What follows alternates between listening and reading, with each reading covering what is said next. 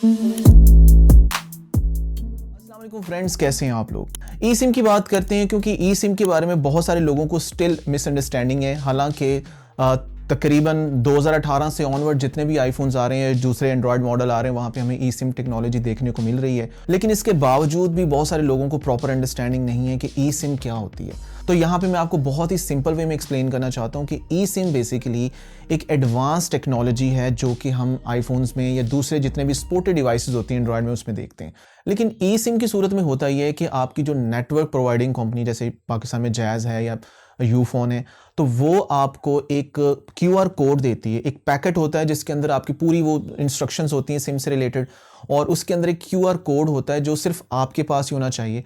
आप क्या करते हैं, वो अपने फ़ोन में आके उसको अपने ई सिम का जो सेक्शन होता है जहाँ पे आप नेटवर्क्स वगैरह की डिटेल होती है, जहाँ पे सिम डाटा वगैरह ऐड करते हैं, वहाँ पे जाके आप उसको ऐड न्यू सिम करते हो और वहाँ पे उसको ऐड कर लेते हो। यानी क्यूआर कोड जो होता है उसको स्कैन भी कर सकते हैं, और मैनुअली भी एक नंबर होता है जो आपके क्यूआर कोड के नीचे ही उसी पैकेट के ऊपर होता है, वो आप वहाँ से कोड भी एंटर कर सकते हैं। ये दोनों सूरतों में आपका क्या होता है, वो सिम ऐड हो जाती है और उसके बाद सिग्नल आ जाते हैं। तो यहाँ पे बहुत सारे दोस्तों के माइंड में एक क्वेश्चन होता है कि ई सिम वर्क किस तरह करती है, हम इसको अगर फ़ोन को रीसेट कर लें तो क्या ये डिलीट हो जाती है, इसको डिलीट कैसे करते हैं, इसको रीएक्टिवेट कैसे करते हैं, और अगर हमने इसको दूसरे फ़ोन में दोबारा से ऐड करना है तो किस तरह से करेंगे, वो क्यूआर कोड का क्या होगा। तो इन सारी बातों के बारे में हम बारी बारी बात करते हैं। तो सबसे पहले मैं आपको बता दूं कि रीसेट ऑल सेटिंग करने से जो ई सिम होती है वो डिलीट नहीं होती। यानी रीसेट ऑल सेटिंग का जो सेक्शन होता है आपकी सेटिंग में, वहाँ पे आपकी सिर्फ फ़ोन की जो सेटिंग होती हैं वो बाय डिफ़ॉल्ट फैक्ट्री सेटिंग पे चली जाती हैं। जैसे कि वाईफाई के पासवर्ड उड़ जाते हैं,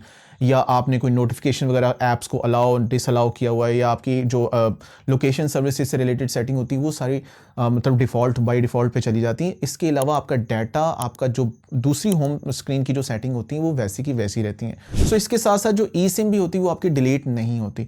लेकिन अगर आप अपना फ़ोन इरेज करते हैं, अपना फ़ोन इरेज ऑल कंटेंट करते हैं, या अपना फ़ोन रिस्टोर करवाते हैं, नया सॉफ्टवेयर करवाते हैं, तो उस सूरत में भी आपके फ़ोन की जो ई सिम होती है वो डिलीट हो जाती है। और इसके साथ साथ अगर फ़र्ज़ करें आप ओवर द एयर अपने फ़ोन के सॉफ्टवेयर की सेटिंग में जाके, यानी सॉफ्टवेयर अपडेट की सेटिंग में जाके फ़ोन को अपडेट करते हैं, तो उससे भी आपकी ई सिम डिलीट नहीं होती। अब बात करते हैं इसकी रीएक्टिवेशन के बारे में, या दोबारा से अगर फ़र्ज़ करें आप नया फ़ोन लेते हैं तो पुराने फ़ोन से नए फ़ोन में इसको कैसे शिफ्ट करना है। तो इसके बारे में सिंपल प्रोसीजर ये होता है कि आप जब भी अपना नया फ़ोन लेते हैं तो सबसे पहले अपने पुराने फ़ोन से उस सिम को डिलीट कर दें। डिलीट करने का बहुत आसान तरीका होता है, सेटिंग में जाके वहाँ पे आपकी जो सेलुलर डाटा की या मोबाइल सर्विसेज का जो सेक्शन होता है, वहाँ पे जाके जो भी आपकी सिम एक्टिव है, ई सिम के ऊपर जो नंबर एक्टिव है, आप उस नंबर के अंदर जाएंगे तो वहाँ पे आपको डिलीट ई सिम की ऑप्शन नज़र आएगी। सो वहाँ पे क्लिक करें और उसके बाद आपकी जो ई सिम होगी वो डिलीट हो जाएगी, और इसके बाद आप अपने नए वाले फ़ोन में उसी क्यूआर कोड को यूज़ करते हुए अपनी ई सिम एक्टिवेट कर सकते हैं। एंड कीपिंग इन माइंड कि नए फ़ोन में जब आप इंस्टॉल करते हैं ना ई सिम, उससे पहले आपके पहले वाले फ़ोन से ई सिम जो होती है उसको डिलीट होना ज़रूरी है, अदरवाइज़ फिर वो नए फ़ोन पे आपको उसको एक्टिव नहीं कर पाएंगे। इसके साथ साथ एक क्वेश्चन ये भी आप लोगों के माइंड में आता है कि क्या जब हम अपना कोई एग्जिस्टिंग फिजिकल नंबर है उसको ई सिम पे कन्वर्ट कर सकते हैं? तो बिल्कुल कर सकते हैं। अगर आपके पास ऐसा फ़ोन है, जैसे आजकल यूएस मॉडल आ रहे हैं वहाँ पे होती ही ई सिम है,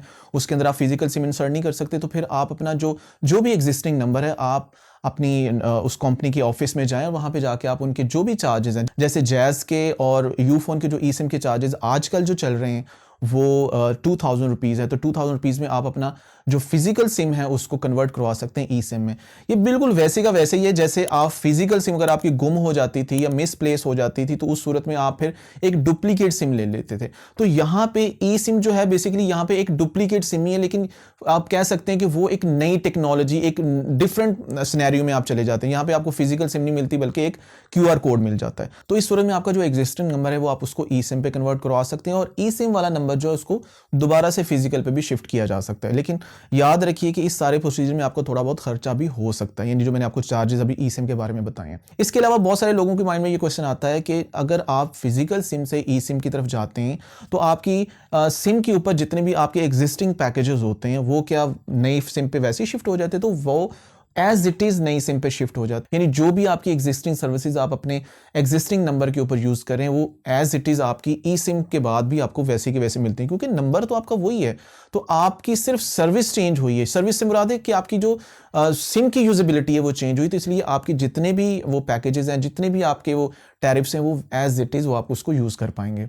अच्छा, यहाँ पे ई सिम के बारे में जो भी अंडरस्टैंडिंग आप लोगों की अभी तक ये डेवलप हुई है, वहां पे आप लोगों को आइडिया होगा कि ई सिम को हम खुद ही डिलीट कर सकते हैं, कोई बाहर वाला बंदा उसको डिलीट नहीं कर सकता। यानी कि ऑब्वियसली फोन को आपको कोड लगा के अंदर जाना पड़ता है, फिर ई सिम डिलीट होती है। जबकि फिजिकल सिम तो बाहर से हम सिम इंजेक्टर टूल से उसको सिम निकाल के हम उसको फेंक सकते हैं। तो यहाँ पे एक बात सामने आती है कि ये एक मतलब अगर खुदा ना खासा आपका फोन स्नैच हो जाता है या चोरी हो जाता है, तो उस सूरत में जो स्नैचर है या थीफ है वो सिम को डिलीट नहीं कर सकता, तो सिम आपकी एक्टिव ही रहेगी। इवन कि अगर आपने लॉक स्क्रीन के ऊपर अपने कंट्रोल सेंटर को अलाउ नहीं किया हुआ, यानी कि उस सूरत में अगर आप वो फेस आईडी यूज़ नहीं कर पाएगा, तो उस सूरत में उसका जो फ्लाइट मोड है, जो उसका एयरप्लेन मोड है, वो भी यूज़ नहीं कर पाएगा। तो वहाँ पे आपकी सिम ऑन ही रहेगी और आप अपने फ़ोन को लोकेट भी कर सकते हैं। तो ये भी एक ई सिम का फ़ायदा है। जबकि दूसरी सूरत में तो आपको पता है कि सबसे पहले लोग सिम ही निकाल के बाहर फेंकते हैं। अच्छा, यहाँ पे एक और बहुत बड़ी मिसअंडरस्टैंडिंग है कि लोग समझते हैं कि जब आप फिजिकल सिम से ई सिम पे शिफ्ट होते हैं तो आपकी दोनों सिमों के ऊपर अपना सेम नंबर जो होता है वो एक्टिव होता है। ऐसा बिल्कुल भी नहीं होता गाइज। ये बिल्कुल सिंपल अंडरस्टैंडिंग है कि जैसे आप एक सिम फ़र्ज़ करें आपके पास एग्जिस्टिंग है और आप अपने एक डुप्लीकेट सिम ले लेते हैं, तो डुप्लीकेट जो नई सिम होती है उसके ऊपर आपकी सारी सर्विसेज सारा वो सिम एक्टिव होती है। तो जो पुराने वाली सिम होती है वो डीएक्टिव हो जाती है, उस पर सिग्नल नहीं आते। बिल्कुल इसी तरह जब आप फिजिकल सिम से ई सिम की तरफ शिफ्ट करते हैं तो फिजिकल सिम जो होती है वो डीएक्टिव हो जाती है, यानी आप उसको यूज़ नहीं कर पाते। उसको आप फ़ोन के अंदर अगर इंसर्ट भी करें कहीं पे तो नो सर्विस आएगा, वहां पे आप उसको यूज़ नहीं कर पाएंगे। अच्छा, यहाँ पे अगर आप लोग ये पूछना चाह रहे हैं कि फिजिकल सिम या ई सिम में से दोनों में से बेहतर कौन है, तो यहाँ पे बेहतर या ना बेहतर होने का सवाल पैदा नहीं होता। ई सिम एक लेटेस्ट टेक्नोलॉजी है। आने वाले दिनों में जितने भी फोन्स हैं वो हमें ई सिम सपोर्टेड नजर आएंगे। इवन कि आईफोन के जो यूएस मॉडल हैं, यानी 14 और 15 के जो मॉडल है, वहाँ पे हमें यूएस मॉडल में तो फिजिकल सिम देखने को मिलती नहीं है। और फ्यूचर में इस तरह की भी र्यूमर्स आ रही हैं कि आने वाले दिनों में जितने भी फोन्स होंगे, स्पेशली जो आईफोन्स होंगे, वो मोस्टली कंट्रीज में ई सिम ही होंगे। लेकिन अभी क्योंकि जैसे चाइना है वहाँ पे फिजिकल सिम यूज़ होती है, हांगकांग है वहाँ पे भी फिजिकल सिम ही यूज़ होती है, यानी वहाँ पे ई सिम होती नहीं है। तो उसकी वजह से शायद एप्पल को ऐसी डिवाइसेस अभी भी लॉन्च करनी पड़े फ्यूचर में, यानी आईफोन 16 या 17 के मॉडल्स में, कि ई सिम हमें फिजिकल सिम हमें देखने को मिले। लेकिन अगर हम लॉन्ग फ्यूचर की बात करें तो वहाँ पे हमें सिर्फ ई सिम ही देखने को मिलेगी, क्योंकि ई सिम की हमें बहुत सारे बेनिफिट्स हमें देखने को मिलते हैं। ई सिम के ऊपर और इसके बेनिफिट्स के ऊपर, एडवांटेजेस डिसएडवांटेजेस के ऊपर मैंने 2 वीडियोस बनाई हैं, डिटेल्स वीडियो है, मैंने यहाँ पे आपको आई नंबर में उनका लिंक भी दे दूंगा, आप वो वीडियो भी जरूर देखिएगा। अब यहाँ पे एक और बात, जैसे मैंने आपको शुरू में भी बोला था कि जो आपको क्यूआर कोड मिलता है वो क्यूआर कोड आपने अपने पास संभाल के रखना है, क्योंकि अगर वो क्यूआर कोड आपसे मिसप्लेस हो जाता है तो फिर आप दोबारा जब नया फ़ोन लेते हैं तो फिर आप अपना फ़ोन जो होता है वो स्कैन नहीं कर पाएंगे। ऑब्वियसली उस सूरत में फिर आपको दोबारा से हेड ऑफिस जाना पड़ेगा उसी नेटवर्क कंपनी के, जहाँ पे आपको दोबारा से पैसे पे करने पड़ेंगे। तो ये एक काफ़ी एक्सपेंसिव सूरत हाल हो सकती है, क्योंकि हर दफ़ा फिर आपको 2-3 हज़ार रुपये का खर्चा उठाना पड़ेगा। तो इससे बचने के लिए ज़रूरी है कि जो कंपनी की तरफ से आपको क्यूआर कोड मिल जाए, आप उसको अपने पास या तो उसकी पिक्चर खींच के अपने पास रख लें गैलरी में, या फिर उसका जो फिजिकल जो उसका वो चिट होती है आप उसको अपने पास संभाल कर रखें, ताकि फ्यूचर में जब भी आप अपना फ़ोन चेंज करें तो आप अपने दोबारा से ई सिम को उसमें एक्टिव कर सकते हैं।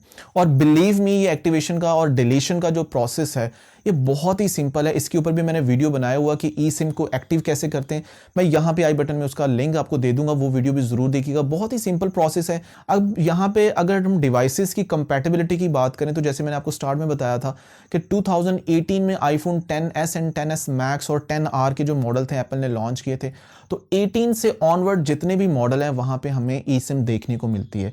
और इसी तरह से अगर हम सैमसंग की बात करें या दूसरे मॉडल्स की बात करें तो वहाँ पे भी हमें 18-19 के बाद मोस्टली जितने भी बड़े मॉडल है वहाँ पे ई सिम की जो टेक्नोलॉजी है वो देखने को मिलती है। सो गाइज, इसके अलावा भी अगर आपके माइंड में कोई ई सिम से रिगार्डिंग कोई क्वेश्चन है, आप कुछ पूछना चाहते हैं, कोई क्लैरिटी नहीं है, तो मुझे इस वीडियो के कॉमेंट सेक्शन में ज़रूर बताएं, मैं उसका ज़रूर रिप्लाई करूँगा। वीडियो अच्छा लगा हो तो प्लीज़ इसको लाइक कर दें, शेयर कर दें, इस चैनल को भी सब्सक्राइब कर दें और बेल आइकॉन को प्रेस कर दें, ताकि इसी तरह के इन्फॉर्मेटिव वीडियोज़ आपको मिलते रहें। इंशाल्लाह आपसे मुलाकात करता हूँ अपनी नेक्स्ट वीडियो में, तब तक के लिए अल्लाह हाफिज़, पीस।